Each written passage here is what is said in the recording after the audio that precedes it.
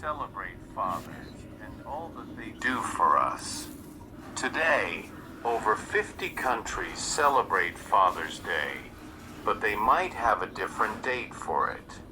It is important to look at what fathers bring to their families. Every father is different. Does he teach you how to play games? Does he help with your homework? Does he read you bedtime stories? Thank him for all he does.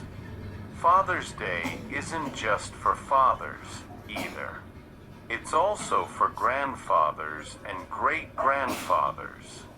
Your parents probably even call their fathers, which are your grandfathers. Father's Day is the third Sunday in June.